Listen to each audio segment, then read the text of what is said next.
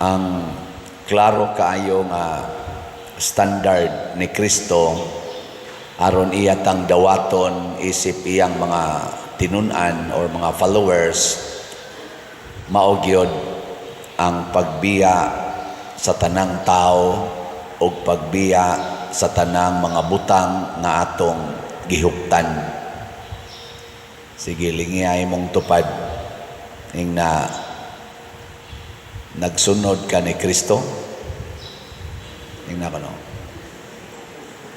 Or tinuod ba kang sumusunod ni Kristo? Kay lahi ra bata usahay ug di ta kabantay musunod tas Ginoo sama nang musimba ta, muampo ta, mubuhat tas mga butang nga gisugo ni Kristo para maka tigom taog bahandi, para maprotektahan ang atong mga mahal sa kinabuhi. Mao man ginay common. Ginoo, simba gyud ko, magtinarong ko haron imong panalipdan sa kadautan ang akong amahan, ang akong asawa, ang akong bana, akong mga anak, akong mga mahal sa kinabuhi.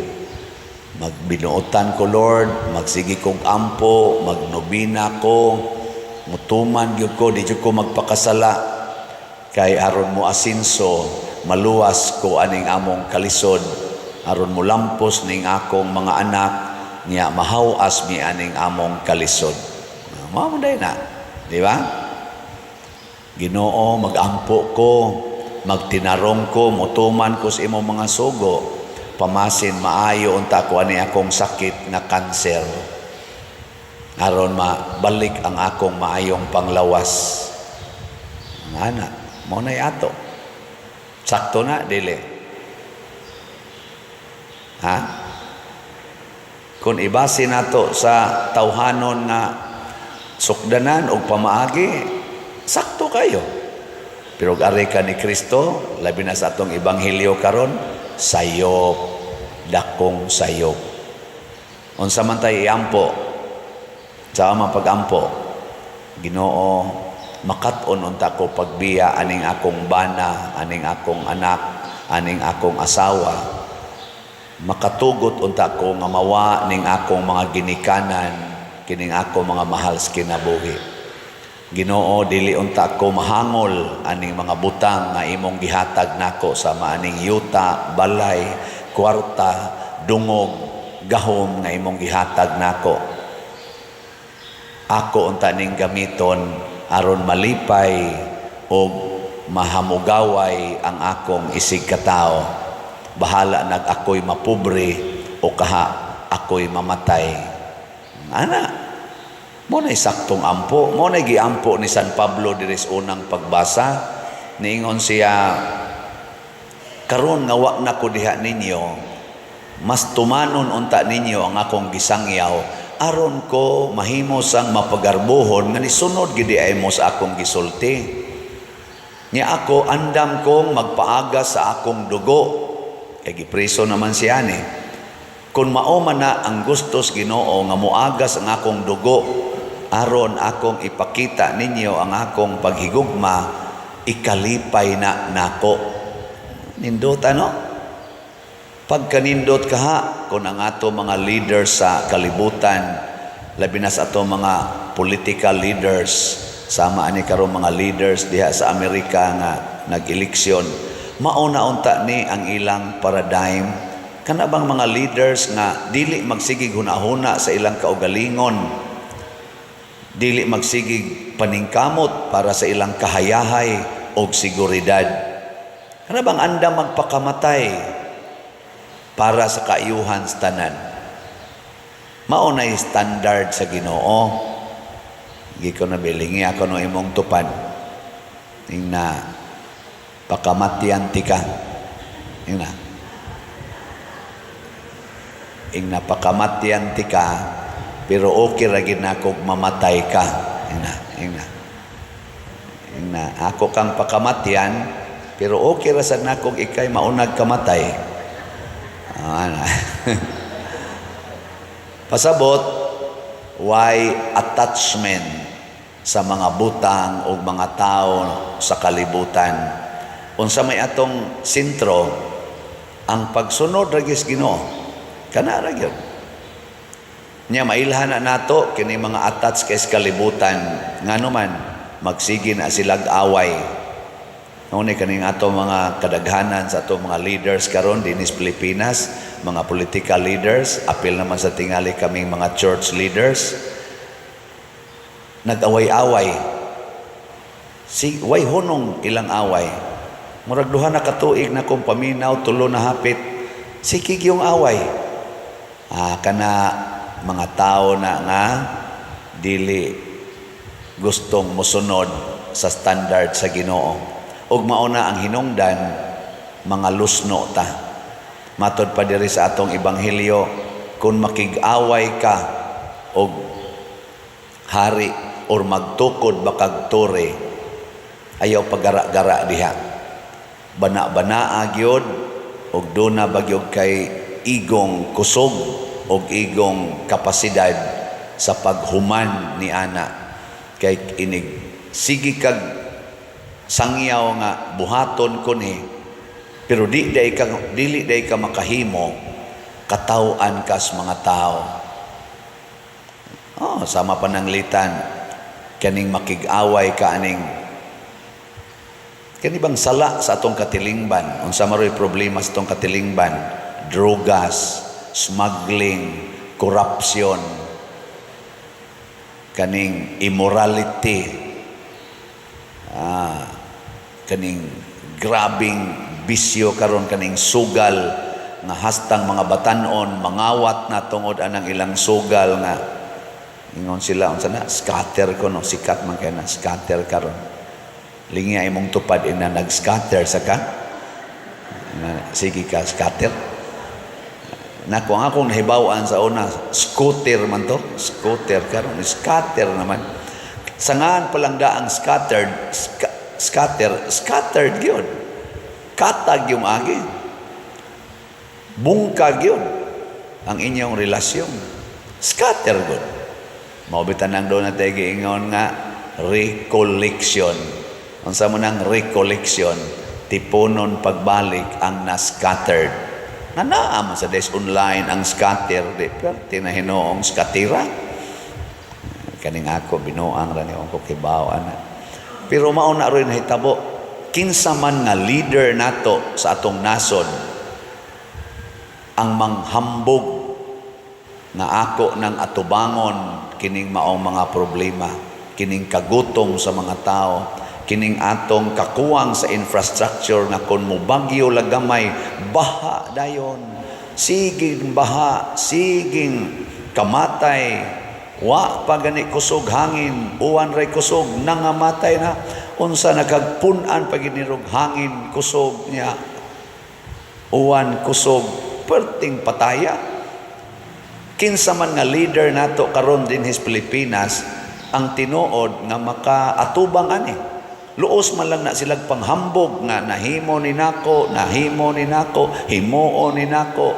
Pero wa may nahitabo, katahuan ta matud pa ni Kristo. Pag ingon-ingon ka, bhimo kog tore, nya di day mahuman, na katawaan ka. Himo kog unsa pa diha? Nya di ay mo ipikto, katawaan ka. Makigubat ko aning ni ang mga tawhana, kaning mga adik, kaning mga drug lords, ako ning pulbuson sila. Nya wa di ay katawaan ta. Di ba? Himo ko aning kumbinto. Zaman. Nya, wa day kabayad sa nuan. Amo na wa sa kumuhunong sige baligyag slat. Nganoan? Kaya nga kung gisaad pagtukod aning kumbinto, pag renovate aning simbahan, apil na ng atong mga gipang commit dito sa una kanang kapilinya, katong kang Bishop Chupilo Kamomot, katong sa tuingan ato National Retreat of Priests, mga dagko kayo ning mga amount hastang phase 2 sa kapilinya. Nga kong commitment Di ko muundang og baligyag slot hangtod masettled ni. Og sa inyong paminaw, sukad ko naglingko diri, hapit naman ko tingali ani balhina. Sa inyong paminaw, gituman ba na nako? Kamo mutuman mo? Anda mo palit og slot, kaya ako di man jud ko mauwaw baligyag slot. Hangtod mga pislat, sige jud kong slot.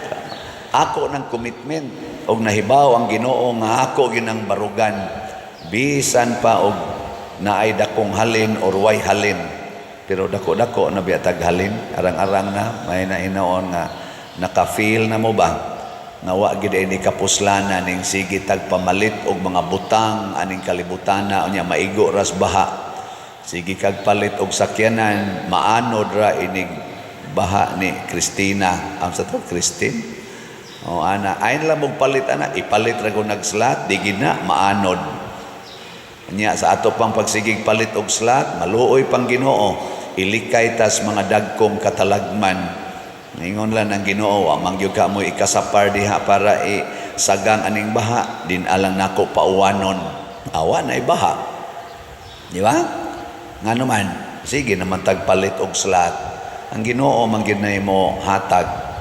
So ang atong SBF dag para ibayad nato sa atong mga contractors na naman kumbinto, functional naman siya, wa pa lang ginato i-fully functional kay tungod lagi na pay ginagmayng ayuhonon unya ang usa gid diha wa pa nato mabayri ang ato gyong main contractors mo nang maikog sa tayo ingon niya na mga contractor nga naong pare ay siging pupahayahay diha da kami diri pingit pa mi mo na sige lang gid usa kog baligyag slot, di ko mutabok didto basta dili.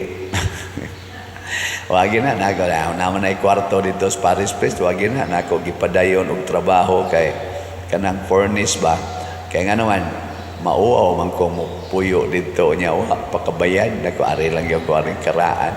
O na sige lang kog baligya ani slot og naluoy na mo nako palitin taon mo. Di ba? So atong SBF dag nahalina na ta niabot nag 42,868 ka slots, napay 17,132 ka slots nga available, tag 500 pesos per slot. Nya nani 16 slot challenge nga tag 8,000, niabot na sag 295 ang atong 16 slot challenge. Nya ang atong CTU para ni atong itukod og balay, maningkamot ko nga makasugod na gid ta makahuman na tag mga balay bisag usa lang kabuk or duha ba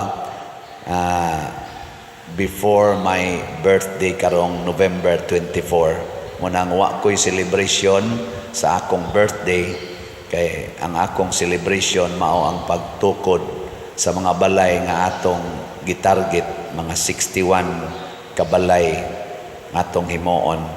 Para gyapos una ba?